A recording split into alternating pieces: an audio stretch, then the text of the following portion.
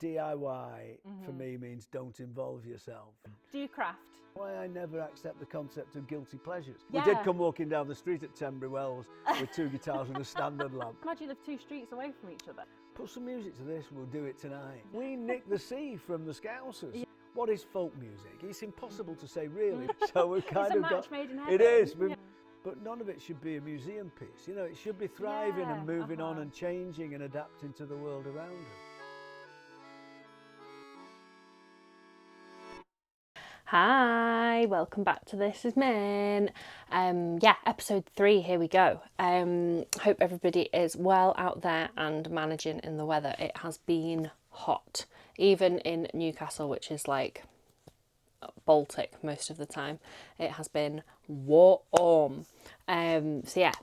Welcome back, and thank you for all your lovely messages about Corey's episode. The last podcast that we released had the amazing Corey Dixon on it from Somebody Else's Guy. We talked to her about her brand and just how amazing it's doing.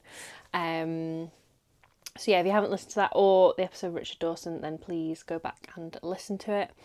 And here we are. I feel like I've lived like 100 lifetimes since the last time I recorded one of these. I got a haircut, which if you're listening to this on the audio, you won't be able to see, but I got a haircut, and it's kind of weird. I have always mostly had short hair, like nearly all the time. Like even when I was a kid, I had really short hair. So when I grew it out, to me that was quite weird. And then when I've had it all cut off, everyone's like, "Oh my God, like you look so different. You look so different." And I'm like, "Oh no, this just feels quite normal." So kind of rocking the lob again. I have had the first festival, the weekend just gone, I've just had first festival of the year with the lads. We played at Folk in a Field festival, which is like near like Norwich way, which was really lovely. I'd never been before. It was their 10th anniversary, and it was such a beautiful festival, and it was just like baking hot. Again, it was hot up here, it was dead hot down there. It was really nice to hang out again and get to play some music again. We have the amazing, iconic Mark Radcliffe. For those of you who don't know who he is, I'm sure any folk musician that's listening to this will already know who he is. He is the presenter of the BBC Radio 2 Folk Show, and he also does other radio shows for Six Music on the BBC, and has done radio and broadcasting, and he's also a musician, which is kind of how we ended up doing this interview. As part of doing the podcasty stuff, I got some money from the Arts Council, which is very nice, and I got to go and do some digital skills training for a few days in Bridgnorth with the lovely Wesley Bone, and as part of that, Wesley was doing the sound for Mark Radcliffe and David Boardman's gig at the Regal Theatre in Tenbury Wells, and basically was just kind of like, can I interview you for my podcast? And then Mark was like, yeah, all right. So that's how it kind of happened. Very spontaneous, but very lovely that he said yes. So we chat all things folk music. We chat a little bit about the folk show, and we just chat about Gales and cock and cavapoos, So this is Mark Radcliffe. Enjoy. So Mark Radcliffe, welcome to the podcast. Hi Heather, How nice are to be you? here. I'm great. We're sitting in the Regal in Tenbury Wells. It's spectacular, isn't it? You must know this place pretty well. I've never been here before. Have you not? Oh, No, sorry, I thought you had look. No. I mean, the paintings was done in 1937, and it survived flooding and everything. And I don't know. If you're in Tenbury Wells, come and have a look. It's amazing, isn't it? It's beautiful, It's sort of like a Mediterranean mural. It is a little bit, isn't it? What would you call the flowers? Bougainvillea? Yeah. Maybe. Yeah. All around. It's just enchanting. It's fantastic. Yeah. Yeah, it's beautiful. So you're here with David Boardman. Yes. And I believe that you have been playing together for quite a long time. Yes. Well, David, with 2 guitars, 2 vocals, really. We love that. Just the simplicity of that. I suppose it all stems from the Everly Brothers. Clearly we'll never be as good as the Everly Brothers, because no one else has ever been as good as the Everly Brothers. But there's people the Milk Carton Kids, I don't know if you know them, and Gillian Welch and David Rawlings and things like that we really love. But we played together in a band called Fine Lines. And I was actually the drummer in that, but I wrote the words. Dave was the lead singer and guitarist, and he wrote the music, which is kind of how we work. And then in lockdown, we couldn't get together like everybody else. And so we thought, well, we'll write. And when it eased, because we lived just 2 streets away from each other. So we sat down with the songs with 2 guitars and we sang them together. And we sort of looked at each other and thought, this is quite good, is it? Is this all right? And we can save 5 wages from the band. There's only 2 of us. So that's how it came about, really. And we love it. The band's still going, Fine Lines. I don't play with it anymore. I still write with Dave for that band, but I don't. I'm getting a bit old for going too far and playing the drums now. So So that's mad you live 2 streets away from each other. Yeah, that's crazy. in Knutsford in Cheshire. Yeah. And really, we kind of have good sort of overlapping skills. We've got a good Venn diagram in the duo because I like talking and Dave doesn't talk much. He always hated fronting a band because he couldn't think of what to say, and that's not a problem for me. I've always found words much easier to write than music, and he's vice versa. Right, okay. And he's a much better guitar player than me, so he plays all the difficult bits. Yeah. So we've kind it's a of match got. Made in heaven. It is. We've got good. Neither of us treads on each other's toes in a way, you know. So it's very. It's very cheery, and there's just 2 of us. Sometimes we have a mate who drives us, but generally it's just 2 of us. Yeah. 2 of us with 2 guitars and my mother-in-law's standard lamp that we have on the stage. I really like the lamp. I like the lamp. I really like the lamp. I like the lamp, We did come walking down the street at Tenbury Wells with 2 guitars and a standard lamp. We parked a little way away, like coming down the street in the rain, carrying a standard lamp. But yeah. That's great. So you are both based in Knutsford. Yes. So a lot of the main premise of the podcast is kind of talking a lot about northern culture and being from the north of England and things like that. Do you find that being in that space, does that influence your writing of music in any way? Well, I suppose it does, but not particularly recently, because I suppose it always has. Because I have lived in London, but funnily enough, when I was in London, I wasn't really musically very active. I suppose it was that I was new to London and maybe didn't know the right people, you know. And so, now I'm in Knutsford and we kind of all know each other, and all the people who play music, it's quite a small town. We kind of lend each other stuff and help each other out and everything. And so, but I suppose I've always written from the perspective of being of the north, although I don't think I'm particularly defined, but I just happen to be from there. Well, do you know what I mean? It's like, and so, and I really always hate this idea of that people call you a professional northerner, because no one ever gets called a professional southerner. Well, does exactly. it? So I don't like that particularly. But I have. My wife, funnily enough, is from Hampshire, right, and very posh, and so I have written a couple of songs about the kind of north-south divide between me and Bella, so I have written from that sort of point of view. Are there any specific things that are in your north? Well, I mean, the north-south divide there. It was when I was working in London, and I always found London that I love London. I love spending time in London. Absolutely love it. But, there were things like, there was kind of language problems. When she first came to move up here, she said, we should have some people round for supper. And I'm like, well, we could do, but wouldn't we better have them for dinner? And it turned out we meant the same thing. So at supper, I meant cheese on toast after the pub or something. And she meant like the main evening meal. And there was a line in that song, which sort of like... what was I talking about? Like kind of things that really I'd never... I remember when Bella first came to live with me in Manchester, and I was in a house that my brother was renting a room in. So me and my brother were there most of the time. And I remember him going to the fridge and looking, and he picked out a tub and it was creme fraiche. And he looked at this and he looked at me and he said, have you got a girlfriend? Because it's like, neither he or I. Wherever, and there's lines in that song say, I'm the Ramones and you're more La Boheme, But what did they know? Don't listen to them. It was an idea that opposites attract, really. And we've been together 30 years.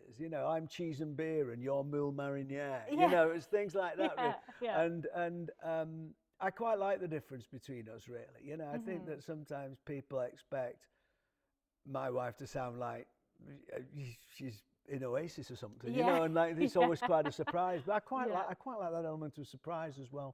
But but being in the north, it's just as I say, I've got 3 daughters, and the youngest lives in London, so I spent quite a lot of time in London, and I do love London. I do love the buzz of the London. There's nowhere else in England that feels like that, and I adore it. But you know, I'm always quite happy to come home. Knutsford's a small town, but I can walk everywhere to everything. We've got a cinema, we've got a train. I can walk my dog in a big National Trust park. You know, there's lots of pubs, lots of restaurants, and it's a bit pricey around there, maybe. Keeps the riffraff out, though, doesn't it, Heather? Is it near Lymm? Knutsford? Yes, it's not far from Lymm. My nana's from Lymm. Lymm's nice. So, yeah. And Knutsford's more of a town. We've still got a kind of, we've still got a hardware shop and an electrical shop. You know, it is a proper working town. But there are a lot of coffee shops, and we've got a Gales now. Have you got a Gales? We've got a Gales. No way. Yeah. Oh, no way. So we Gales, the Gales, the Gales cinnamon bun is a particular favourite of my wife Bella and our dog Arlo. Oh, really? Yeah, it takes quite a lot to drag him past Gales. Does he have to have a separate one? No, we're not quite that indulgent, Heather. But he looks at you and you just can't. He's a little cavapoo. In fact, he's got a book coming out next month. Oh, really? He's written a book.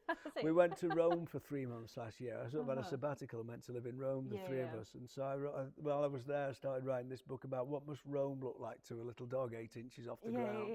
And I decided, you know, it would look just mainly like kind of rubbish piles of stones, you know. Yeah.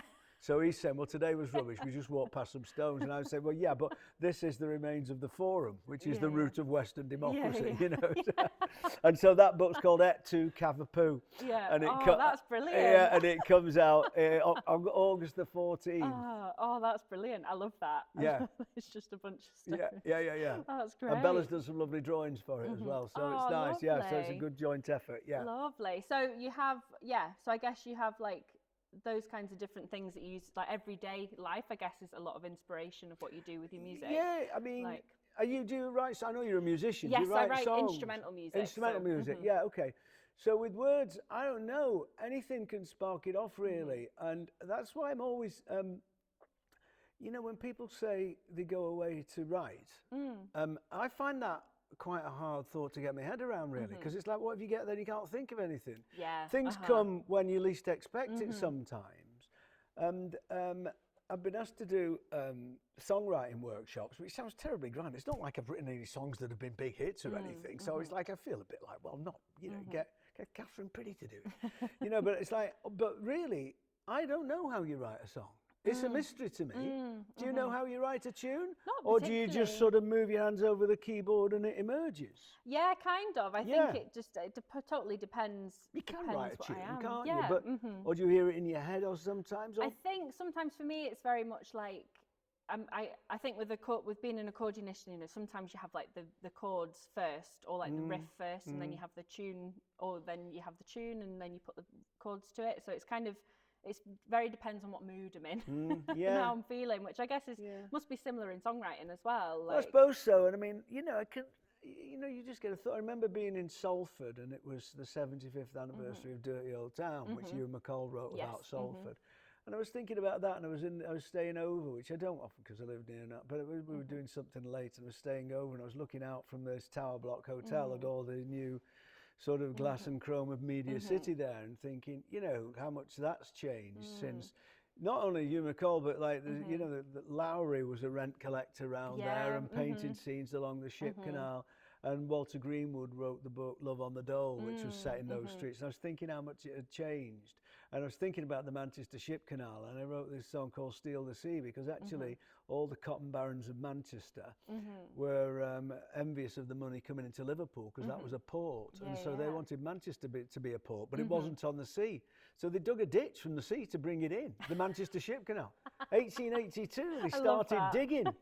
So we nicked the sea from the Scousers, and so we wrote this song called Steal the Sea. And so that was just one thing where I just happened to be there. And another one, the song which we open with, is called Merchant City Driving Rain. Merchant City's in Glasgow. And we were there for Celtic Connections, and we went to watch the Milk Carton Kids, who were amazing. And we came out, and it was what they call a hoolie. It was the most incredible storm. I mean, actually quite frightening. Like bits of scaffolding clattering off building. You thought, Christ, stay in the middle of the road and everything.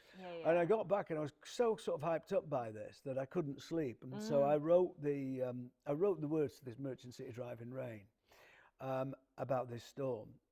And then I went to sleep and I woke up in the morning and then I read it and thought, oh, that's quite good, that. I made a couple of little changes. And then we were playing that night in Glasgow. So I gave it to David at breakfast and said, put some music to this, we'll do it tonight.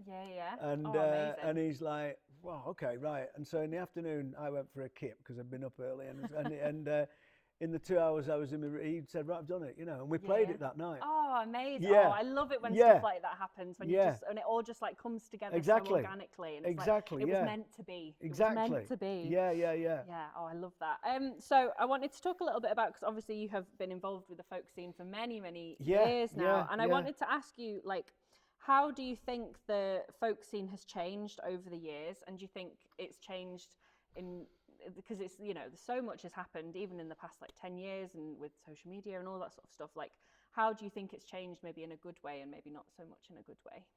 Well, I think it's been, I honestly think that most of the changes have been good.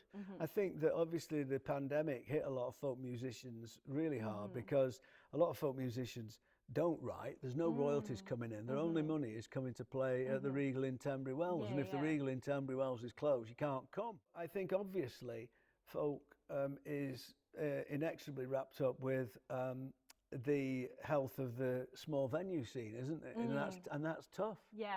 That's really tough. I think one of the things that I've found is that people have an appetite for live music, but there seems to be a lot of people who pay £1,000 to see Taylor Swift. Yeah. Fine. I mean, I think tickets are overpriced, but I understand if you're young and you don't do anything. I understand the lure of the big gig and doing your Instagram and it being a big. I do get that. It's exciting. But I would say to those people, go to something that's a tenner down the road as well and keep those little.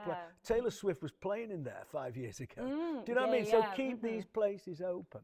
But I think that I think folk has done quite a neat thing, really, because it used to be seen as very niche, really, and it used to be seen as, I hate using these cliches because when other people use them, it annoys me.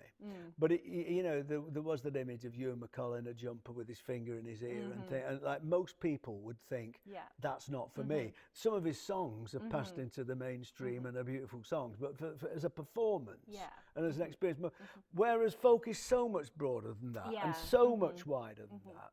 But I think that a lot of people are aware of that now. A lot of people are aware of, someone like Catherine Priddy, who's fairly local and is here today, has kind of got that ability that Kate Rusby had in a way to do something that's so lovely.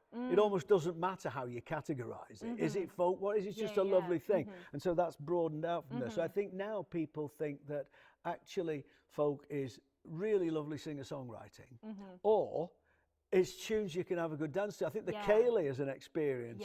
Most people thought that was Sealid. Most people didn't know that said Ceilidh.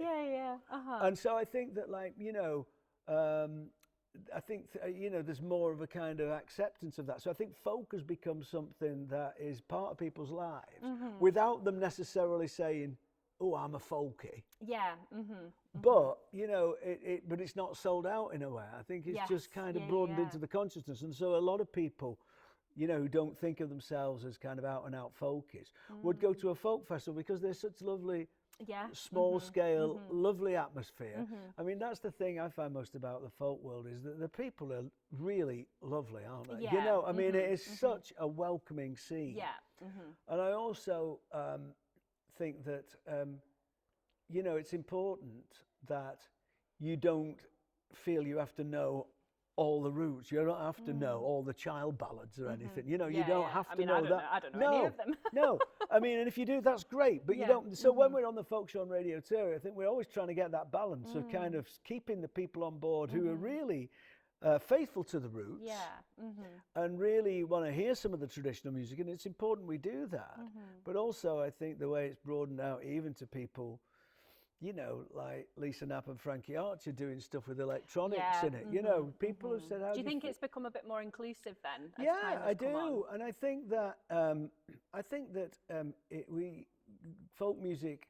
What is folk music? It's impossible to say really, but what it is, it's always been the voice of the working man and woman. Always, you know, voice of the fields, voice of the boats, voice of the coal mines, voice of the trawlers. You know, it's always been about that.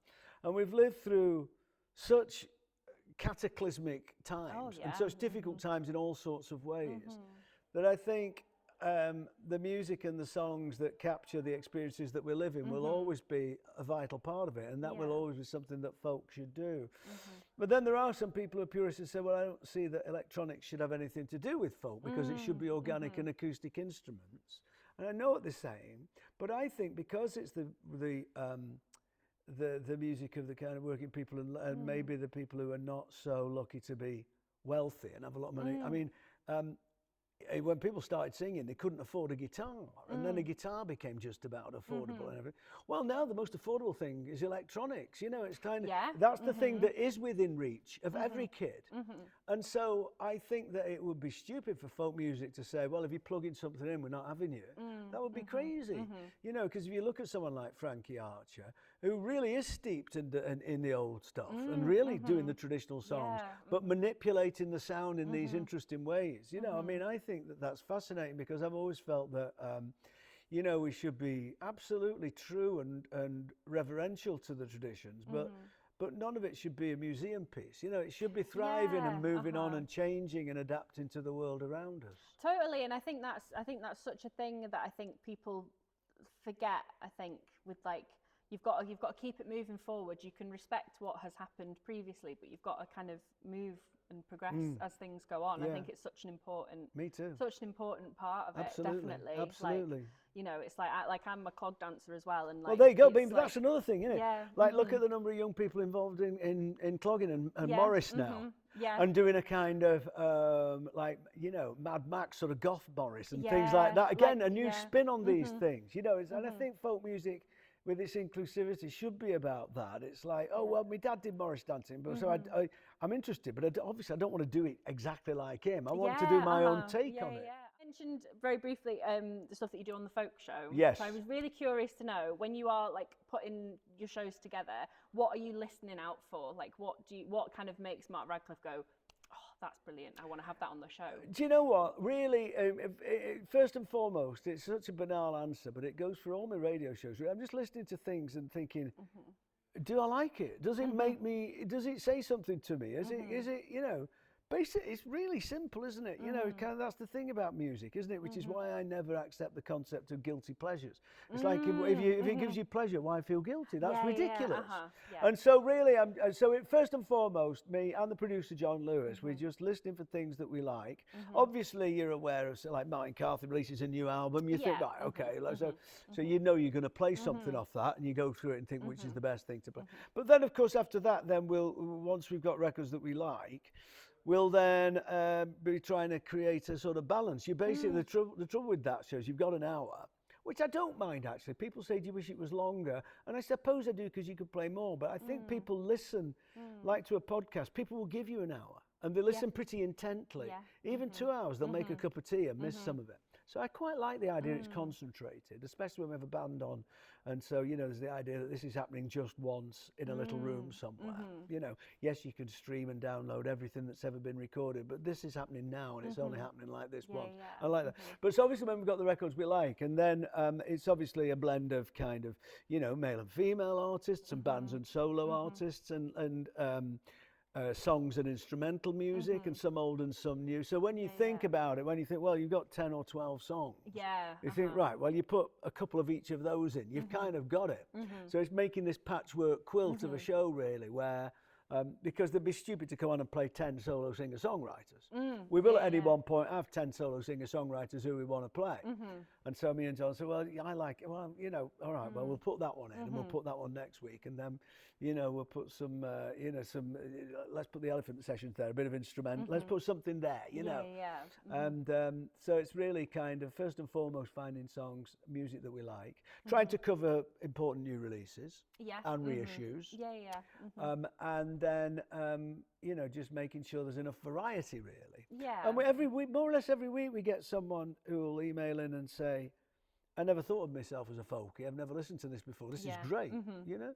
I think we create. It's a nice atmosphere, you know. I think it's like folk festivals or a folk gig. The atmosphere is part of it. Do you think about the show as kind of like I don't want to say a vibe, but like kind of like making it arc in a certain way? Yeah, a bit. You know, it's funny really because James Dean Bradfield of the Manic Street Preachers, he listens to it. And he said, I find it really funny, he says, because you've got two voices. I said, have I? He says, yeah, you've got your Six Music voice, which you use with the show with Stuart, and you've got your folk show voice. They're both you.